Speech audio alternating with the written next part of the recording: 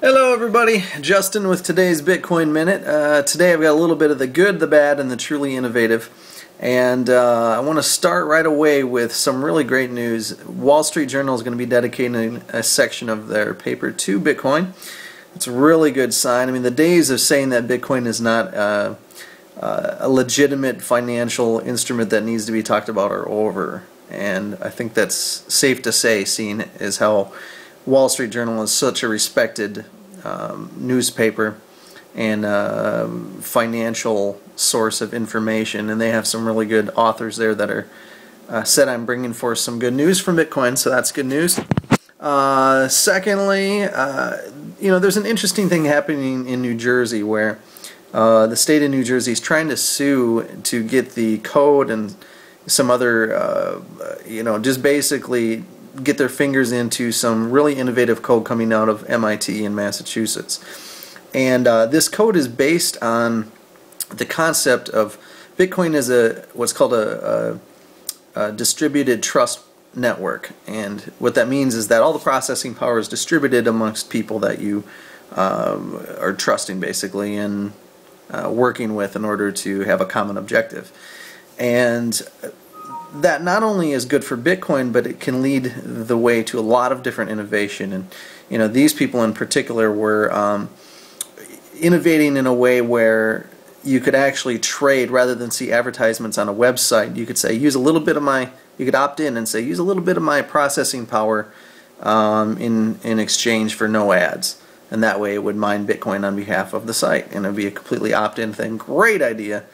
Just a great idea, and it shows that the free market is amazing and it has the solutions out there for any problems that present themselves.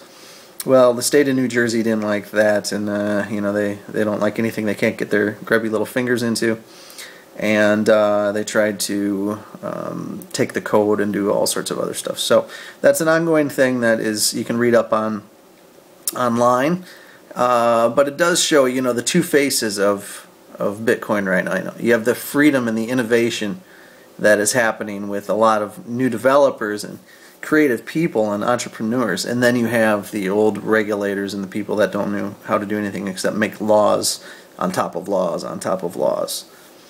Okay, and so then, and going with that too, let's talk about Apple a little bit. Here's a company who has innovated in the past in remarkable ways. Their days of innovation, as far as I'm concerned, are mostly over. They're run by bean counters now. They removed the blockchain app from the App Store for no good reason. 120,000 downloads. No real reason to remove it except that they see Bitcoin as a threat. So rather than embrace the technology and try to work with it like Steve Jobs did with the $1 music, rather than having to buy a whole CD. He thought outside the box and thought different. This is a bad move by Apple, and the people at Apple better just start thinking different, because that company is going down the tubes with this kind of stinking thinking right now.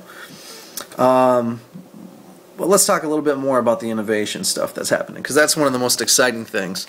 There's a company called NYMI, N-Y-M-I, that has invented a bracelet, a wearable bracelet that reads your biometrics and uses that to secure a wallet. So literally it's a wearable Bitcoin wallet that is, the private key is secured by your own biometrics, your heartbeat and your, the things unique to you that you radiate as a human being.